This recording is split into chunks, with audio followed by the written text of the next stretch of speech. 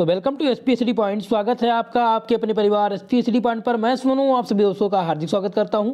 दोस्तों आज की इस क्लास में हम डिस्कस करेंगे बीएससी फर्स्ट सेमेस्टर के बॉटनी पर, जिसमें हमारा आज का टॉपिक होगा मॉडल सॉल्व पेपर। जैसा कि मैंने बॉटनी का मॉडल पेपर आप लोग को प्रोवाइड करा दिया था, आपको मॉडल पेपर दे दिया था, जिसमें मैंने आपको बताया था कि आपका जो पेपर होगा वो 3 सेक्शन में बटा होगा, सेक्शन ए, सेक्शन बी और सेक्शन सी में। सेक्शन ए में आपके अति लघु उत्तरीय प्रश्न आएंगे और सेक्शन बी की बात किया जाए अगर तो उसमें लघु उत्तरीय प्रश्न, और सेक्शन सी में आपके दीर्घ उत्तरीय प्रश्न, जिसे हम इंग्लिश में कहते हैं लॉन्ग आंसर टाइप प्रश्न। इस प्रकार के क्वेश्चन आपके पेपर में आने हैं। पेपर पैटर्न को लेकर के भी मैंने आप लोग को बता दिया था। कल की क्लास में हम डिस्कस करेंगे आपको एग्जाम में किस प्रकार से आंसर राइटिंग करनी है, इस पर विस्तृत चर्चा की जाएगी। मेरे प्यारे मित्रों, जल्दी से आप लोग वीडियो को लाइक कर दीजिए। चैनल पर अगर नए हैं तो चैनल को सब्सक्राइब जरूर करिएगा मेरे प्यारे मित्रों। चलिए क्लास को स्टार्ट करते हैं। तो आज की इस क्लास में हम डिस्कस करेंगे BSc first year semester first पर मॉडल सॉल्व पेपर, जिसमें हमारा टॉपिक है बॉटनी। मेरे प्यारे मित्रों, ये नई शिक्षा नीति के अकॉर्डिंग क्लास संचालित की जा रही है, जिसमें हम सॉल्व कर रहे हैं मॉडल सॉल्व पेपर आज की इस क्लास में। चलिए देखते हैं पहला प्रश्न किस प्रकार से आएगा और क्या क्वेश्चन किस प्रकार से आपके पेपर में पूछे जाने हैं, इस सब बातों पर चर्चा करेंगे। दोस्तों आपके जो क्वेश्चन पेपर है उसका नाम क्या है? उसका नाम है माइक्रोबायोलॉजी एंड प्लांट पैथोलॉजी। क्या नाम है? Microbiology and plant pathology. ये न्यू मॉडल सॉल्व पेपर है 2022 के लिए, जो काफ़ी इम्पोर्टेंट है। अब हम डिस्कस करते हैं सेक्शन ए पर कि सेक्शन ए में खंड आ में किस प्रकार के प्रश्न आएंगे। तो मेरे प्यारे मित्रों, खंड आ यानी सेक्शन ए में very short answer type question पूछे जाएंगे, यानी कि अति लघुत्तरीय प्रश्न पूछे जाएंगे। क्या पूछे जाएंगे मेरे प्यारे मित्रों? अति लघुत्तरीय प्रश्न पूछे जाएंगे, जिसमें आपको प्रत्येक क्वेश्चन के लिए 2 नंबर आपको प्रोवाइड किया जाएगा और 50 वर्ड्स में इसका आंसर लिखने हैं। कितने? 50 शब्दों में इसका आंसर आप लोग को करना रहेगा। चलिए हम देखते हैं प्रश्न को, किस प्रकार के प्रश्न आपके एग्जाम में आएंगे, और ये मॉडल सॉल्व पेपर है। तो पहला प्रश्न हम सॉल्व करते हैं। पहला प्रश्न आपसे पूछा गया है, what is the objective lens. Objective lens क्या है आपको बताना है मेरे प्यारे मित्रों, आपको बताना है। आंसर लिखेंगे, the objective lens magnify the object higher the magnification degree of the objective lens smaller is the focal length. यानी कि मेरे प्यारे मित्रों, ऑब्जेक्टिव लेंस वस्तु को क्या करता है? वस्तु को बड़ा करता है। ऑब्जेक्टिव लेंस की आवर्धन डिग्री जितनी अधिक होगी उतनी ही फोकल लंबाई उतनी ही कम होगी, उतनी ही फोकल लंबाई कम होगी। ठीक है, तो ये है ऑब्जेक्टिव लेंस के बारे में। आपको बस इतना ही आपके पेपर में लिखना है मेरे प्यारे मित्रों। आपको वैसे तो जनरल सी बात है कि 50 वर्ड्स में इसका आंसर लिखना है, लेकिन आपको इसका सटीक आंसर बता देना है। अगर आप 20 वर्ड्स भी लिख देते हैं, 20 शब्द में भी इसका आंसर लिखते हैं तो भी कोई दिक्कत नहीं है, लेकिन आंसर आपका सटीक होना चाहिए। तो आप पहले प्रश्न का आंसर क्या लिखेंगे? जल्दी से आप लोग वीडियो को लाइक कर दीजिए। चैनल पर नए हैं तो चैनल को सब्सक्राइब जरूर करिएगा मेरे प्यारे मित्रों, और बेल आइकन को प्रेस करिए ताकि साथ ही साथ आपको लाइव क्लास का नोटिफिकेशन भी प्राप्त होता रहे। देखिए कुछ बच्चों का एग्जाम, जैसे मैं बात कर लूँ DDU यूनिवर्सिटी की, तो इस यूनिवर्सिटी का जो है पेपर जो स्टार्ट होने वाला है। तो हालांकि मैं बात कर लूँ, इनका पेपर जो है 22 तारीख से होना है, इसीलिए मैं अब थोड़ा सा केमिस्ट्री का मॉडल सॉल्व पेपर मैंने दे दिया है, लेकिन लास्ट मॉडल पेपर मैं आपको प्रोवाइड करने वाला हूं जल्द ही। और साथ ही साथ अब आपकी बॉटनी और जूलॉजी की कंप्लीट सिलेबस, यानी कंप्लीट जितने भी ऑब्जेक्टिव टाइप प्रश्न आ रहे हैं उनका डिस्कशन, साथ ही साथ रिटर्न पैटर्न पर जितने भी इम्पॉर्टेंट क्वेश्चन हैं, चाहे वो लॉन्ग आंसर की बात हो या शॉर्ट आंसर की, तो जितने भी महत्वपूर्ण प्रश्न बनते हैं आपके एग्जाम में आने की संभावना है, उन सभी का डिस्कशन इस क्लास में किया जाएगा। और डेली आपकी क्लास संचालित की जाएगी। सुबह 6 बजे आपकी क्लास होनी ही होनी है, लेकिन जिस दिन आपकी केमिस्ट्री की क्लास नहीं चलेगी उस दिन आपको बॉटनी की क्लास उसी टाइम पर रात 8 बजे संचालित की जाएगी। चलिए अब हम बात कर लेते हैं, पहले प्रश्न सॉल्व कर चुके, अब हम दूसरे प्रश्न की बात करते हैं। दूसरा प्रश्न आपसे पूछा गया है। दूसरा प्रश्न क्या पूछा गया मेरे प्यारे मित्रों? दूसरा प्रश्न आपसे पूछा गया है, write the chemical components of cell membrane. कोशिका झिल्ली के रासायनिक घटक क्या हैं? कोशिका झिल्ली के रासायनिक घटक क्या है आपको बताना है। चलिए कोशिका झिल्ली के बारे में बात करते हैं। तो according to the fluid mosaic model cell membrane is chemically component of, यानी कि द्रव मोजक मॉडल के अनुसार कोशिका झिल्ली के रासायनिक रूप से बनी होती है। जो कोशिका झिल्ली होती है वो रासायनिक रूप से किससे बनी होती है, वो 3 चीज़ों से मिलकर के बनी होती है। पहला कौन सा है, पहला है फास्फोलिपिड, दूसरा है प्रोटीन्स और तीसरा है कार्बोहाइड्रेट्स। जो आपकी कोशिका झिल्ली होती है, बात करें हम कोशिका झिल्ली की, तो कोशिका झिल्ली जो है वो 3 घटक से, रासायनिक घटक से मिलकर बनी होती है। पहला है फास्फोलिपिड, दूसरा है प्रोटीन और तीसरा है कार्बोहाइड्रेट्स। ठीक है मेरे प्यारे मित्रों, बस इतना ही आपको बताना है। देखिए क्वेश्चन आपसे पूछ रहा है कि कोशिका झिल्ली के रासायनिक घटक लिखिए, घटक बताना है। तो घटक क्या है, 3 ही घटक हैं, पहला है फास्फोलिपिड, दूसरा है प्रोटीन और तीसरा है कार्बोहाइड्रेट्स। ठीक है, बस इतना आपको बता देना है आंसर में। चलिए अब हम बात करते हैं तीसरे नंबर प्रश्न की। जो आपका तीसरा प्रश्न है वो पूछा गया है, what do you mean by transformation, परिवर्तन से आप क्या समझते हैं। मेरे प्यारे मित्रों, आप सभी लोग क्लास को ध्यान से समझिएगा, साथ ही साथ कमेंट करके बताते रहिए कि आपको क्लास कैसी लग रही है, समझ में आ रही है या नहीं। इसका PDF आपको टेलीग्राम चैनल पर प्रोवाइड किया जाएगा, जिसका लिंक डिस्क्रिप्शन बॉक्स में दिया गया है। साथ ही साथ अगर आप लिंक के थ्रू ज्वाइन नहीं कर सकते हैं तो आप लोग चैनल पर, टेलीग्राम चैनल पर जाएं और वहाँ पर सर्च कर लें SP स्टडी चैनल फर्स्ट, ये सर्च कर लेंगे, आपको वहां से मिल जाएगा चैनल का नाम और वहां से आप ज्वाइन कर सकते हैं। ठीक है, चलिए हम बात करते हैं क्वेश्चन नंबर 3 की, ट्रांसफॉर्मेशन की। परिवर्तन से आप क्या समझते हैं। तो परिवर्तन से क्या समझते हैं, transformation is the process of genetic recombination in bacteria in which A small amount of DNA move out by itself. मेरे प्यारे दोस्तों, ट्रांसफॉर्मेशन जो होता है, ट्रांसफॉर्मेशन इन परिवर्तन is a process of genetic recombination of bacteria in which A small amount of DNA move out by itself. मेरे प्यारे मित्रों, परिवर्तन बैक्टीरिया में, परिवर्तन जो है ट्रांसफॉर्मेशन है, परिवर्तन बैक्टीरिया में आनुवांशिक पुनः संयोजन की एक प्रक्रिया है। ट्रांसफॉर्मेशन क्या है, परिवर्तन क्या है, परिवर्तन बैक्टीरिया में आनुवांशिक पुनः संयोजन की एक प्रक्रिया है, जिसमें DNA एक छोटी मात्रा यानी स्वयं एक जीवाणु कोशिका से बाहर निकलती है। ठीक है, बस इतना ही आपको बताना है। तो अगर आपसे पूछा जाए what do you mean by transformation, तो आप आंसर क्या करेंगे, आप आंसर करेंगे transformation is the process of genetic recombination in bacteria in which a small amount of DNA move out by itself। बस इतना ही आपको आंसर करना है मेरे प्यारे मित्रों। ये सभी बहुत ही मोस्ट इम्पॉर्टेंट प्रश्न है, बहुत ही महत्वपूर्ण प्रश्न है और ये आपके एग्जाम में पूरी आने की संभावना है। इस बार आपके एग्जाम में इस प्रकार के प्रश्न पूछे जाने वाले हैं। तो इस प्रकार ये सभी प्रश्नों को आप लोग कंप्लीट करिएगा और लर्न करके ही आप पेपर में जाइएगा। चलिए अब हम बात करते हैं आपके चौथे प्रश्न का। जो चौथा नंबर प्रश्न है, 4 नंबर पूछा गया है, व्हाट इज द स्ट्रेन, अभिरंजक क्या है।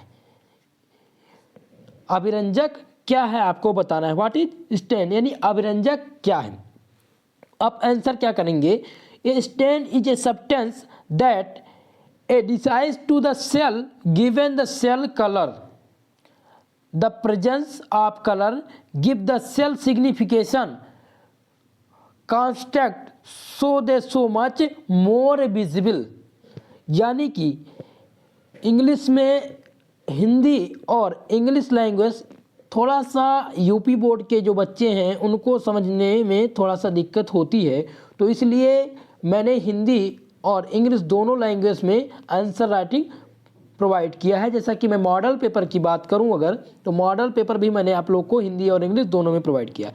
साथ ही साथ दोस्तों, केमिस्ट्री के जितने भी महत्वपूर्ण टॉपिक हैं उनका डिस्कशन कर लिया गया है। लॉन्ग आंसर टाइप प्रश्न, शॉर्ट आंसर और वेरी शॉर्ट आंसर, इन सब का सॉल्व पेपर मैंने आप लोग को प्रोवाइड कर दिया है। चैप्टर वाइज चैप्टर मैंने आप लोग को महत्वपूर्ण प्रश्न भी बता दिया है कि किस प्रकार से प्रश्न जो आपके एग्जाम में पूछे जाने हैं, इन सभी का डिस्कशन हो गया है। तो आप लोग प्लेलिस्ट में जाकर के केमिस्ट्री के उन टॉपिकों को कवर करिएगा।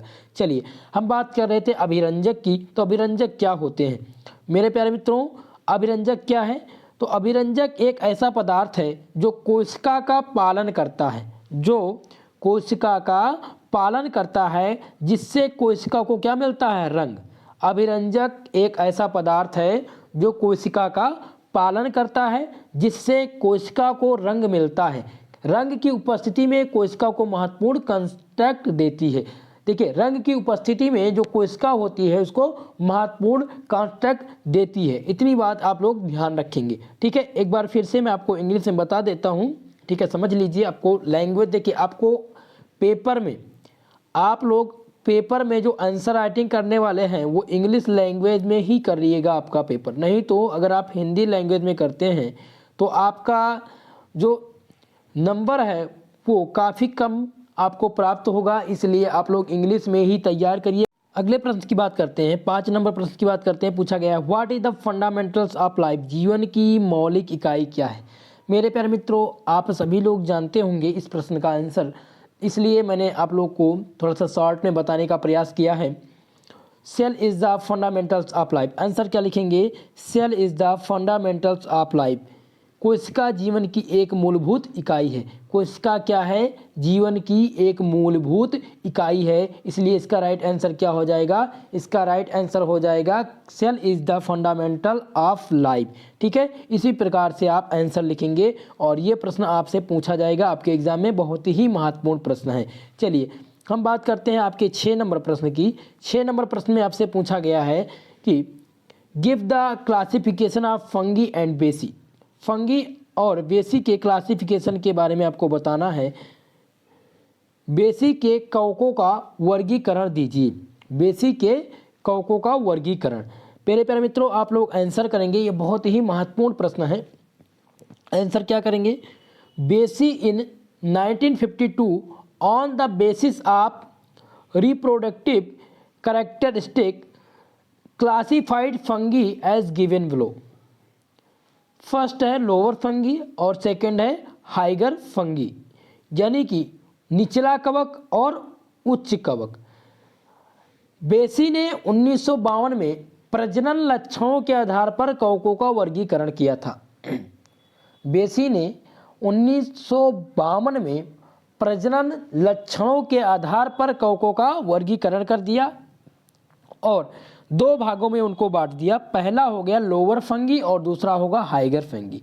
इसे हिंदी में कहते हैं निचला कवक और इसे कहते हैं उच्च कवक। इतनी बात समझ में आ गई। तो बेसी ने 1952 में प्रजनन लक्षणों के आधार पर कवक का वर्गीकरण किया, जिन्हें 2 भागों में बांट दिया। पहला है लोअर फंगी, जिसे हम कहते हैं निचला कवक। दूसरा है हाइगर फंगी, जिसे हम कहते हैं उच्च कवक। इतना ही आपको आंसर राइटिंग करनी है। अब हम बात करते हैं आपके अगले प्रश्न की, क्वेश्चन नंबर 7 की, जो पूछा गया है describe the types of mushroom. Mushroom के प्रकार का वर्गीकरण कीजिए। कितने प्रकार के मशरूम पाए जाते हैं आप लोग को बताना है कि कितने प्रकार के मशरूम पाए जाएंगे। चलिए, आंसर किस प्रकार से लिखेंगे आप लोग? डालेंगे आंसर, लिखेंगे there are 8 types of mushroom found in India, यानी कि 8 प्रकार के मशरूम जो है वो भारत में पाए जाते हैं। कितने प्रकार के? 8 प्रकार के मशरूम भारत में पाए जाते हैं। पहला है हेल्थ बेनिफिट ऑफ मशरूम, यानी कि मशरूम के स्वास्थ्य लाभ। पहला जो मशरूम का प्रकार है वो क्या है? Health benefit of mushroom. दूसरा जो है वो वाइट बटन मशरूम है, जिसे हम सफ़ेद बटन मशरूम कहते हैं। जिसे क्या कहते हैं? सफ़ेद बटन मशरूम कहते हैं। और जो आपका तीसरा है, इसे कहते हैं पार्टोबेलो मशरूम। क्या कहते हैं? पार्टोबेलो मशरूम, जिसे हम पार्टोबेलो मशरूम के नाम से जानते हैं। अब हम चौथे टाइप्स के बात करेंगे, यानी कि चौथा जो प्रकार है मशरूम का वो क्या है? चौथा प्रकार है सीट केक मशरूम। क्या है? Seat cake mushroom. चौथा प्रकार का भारत में जो चौथा प्रकार का मशरूम पाया जाता है वो क्या है? सीट केक मशरूम है। और 5वां जो आपका हो जाएगा पांचवा है आयस्टर मशरूम, क्या है आयस्टर मशरूम। और छठवा क्या है, छठवा है इनोकी मशरूम, छठवा क्या है इनोकी मशरूम। और सातवें की बात किया जाए तो इसे हम कहते हैं सिमेजी मशरूम, क्या कहते हैं सिमेजी मशरूम। और आठवां जो आपका प्रकार है इसे कहते हैं हम पॉर्सेनी मशरूम, क्या कहते हैं पॉर्सिनी मशरूम। ठीक है, इतनी बात समझ में आ गई। चलिए, तो हम जानते हैं भारत में कुल मिलाकर के 8 प्रकार के मशरूम पाए जाते हैं। कितने प्रकार के, 8 प्रकार के मशरूम भारत में पाए जाते हैं। पहला है मशरूम के स्वास्थ्य लाभ, दूसरा है सफ़ेद बटन मशरूम, तीसरा है portobello mushroom, shiitake mushroom, oyster mushroom, enoki mushroom और सिमेजी मशरूम और पॉर्सेनी मशरूम। यानी कुल मिला के 8 प्रकार के मशरूम जो हैं वो भारत में पाए जाते हैं। तो आपसे क्वेश्चन में पूछा गया था कि मशरूम के प्रकार कितने हैं, इनका वर्गीकरण कीजिए, तो आपको बताना है। अगर आपसे यही क्वेश्चन पूछा जाता लॉन्ग आंसर टाइप में तो आपको प्रत्येक मशरूम के बारे में भी बताना रहता। ठीक है, लेकिन ये शॉर्ट आंसर टाइप क्वेश्चन है, इसमें आपको केवल और केवल बताना है इनके प्रकार के बारे में। आपका अगला क्वेश्चन है, क्वेश्चन नंबर 8 पूछा गया आपसे, what is the lime sulphur. Lime sulphur क्या है, तो आप आंसर क्या करेंगे, lime sulphur is a mixture of calcium hydroxide and sulphur. यानी कि लाइम सल्फर जो है वो कैल्शियम हाइड्रोक्साइड और सल्फर का मिक्सचर है। In horticulture dormant spray lime sulphur is unusually mixed with oil like mineral oil. यानी कि हम बात करें हिंदी में तो चूना सल्फर जो होता है, चूना सल्फर कैल्शियम हाइड्रोक्साइड और सल्फर का क्या है मिश्रण है, जो बागवानी निष्क्रिय स्प्रे के रूप में, जो बागवानी निष्क्रिय स्प्रे में चूना सल्फर को मुख्य रूप से एक तेल के साथ जैसे खनिज तेल के रूप में प्रयोग किया जाता है। बस इतना आपको इस क्वेश्चन का आंसर लिखना है। चलिए हम 9 नंबर प्रश्न की बात करते हैं। पूछा गया है आपसे व्हाट आर साइनोबैक्टीरिया। साइनोबैक्टीरिया क्या है, साइनोबैक्टीरिया क्या है। मेरे प्यारे दोस्तों आप लिखेंगे आंसर क्या लिखेंगे, साइनोबैक्टीरिया क्या है। साइनोबैक्टीरिया और blue green algae are an ancient group of gram negative prokaryotics. They are among the most essential organism on earth because of oxygen involving and nitrogen fixing ability using the sunlight। मेरे प्यारे मित्रों आपको बताना है कि cyanobacteria जो है, cyanobacteria या नीला हरा शैवाल, साइनोबैक्टीरिया किसे कहते हैं, नीला हरा शैवाल को ही साइनोबैक्टीरिया कहते हैं। तो साइनोबैक्टीरिया या नीला हरा शैवाल ग्राम नकारात्मक प्रोकैरियोट्स का एक प्राचीन समूह है। ये पृथ्वी पर सबसे आवश्यक जीवों में से एक है। ये पृथ्वी पर सबसे आवश्यक जीवों में से एक है। हम किसकी बात कर रहे हैं, यहाँ पर हम बात कर रहे हैं नीले हरे शैवाल की। किसके, नीले हरे शैवाल की बात कर रहे हैं इसमें। ठीक है, तो इतनी बात समझ में आ गई। चलिए अब हम डिस्कस करेंगे क्वेश्चन नंबर 10 पर। क्वेश्चन नंबर 10 आपसे क्या पूछा गया है, पूछा गया what are the nature of association of lichens. Lichen के संगठन की प्रकृति लिखना है, प्रकृति बताना है, लाइकेन के संगठन की प्रकृति क्या है। चलिए आंसर करेंगे हम लोग।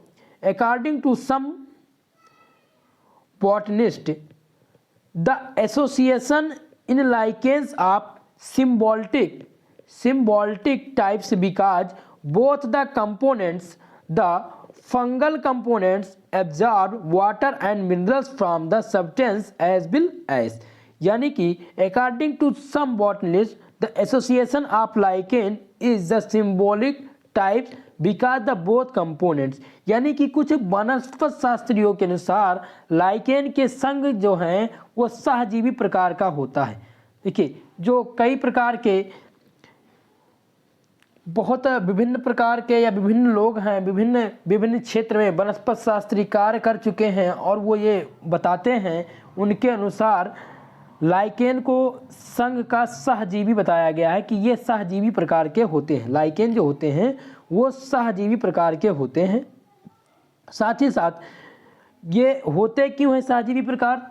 क्योंकि दोनों संगठक कवक के संगठक के आधार पर जल और खनिजों को अवशोषित करते हैं, इसीलिए इनको हम क्या कहते हैं? इनको सहजीवी प्रकार के रूप में, सहजीवी जंतु के रूप में बताया गया है। ठीक है, और ये किसके अकॉर्डिंग है? ये वनस्पति शास्त्रियों के अकॉर्डिंग है। ठीक है, तो आज हमने क्वेश्चन यानी कि आपके सेक्शन ए के जितने भी प्रश्न थे, यानी कि सेक्शन ए की बात किया जाए अगर, तो जितने भी महत्वपूर्ण प्रश्न थे आपके उनको हमने सॉल्व कर लिया है।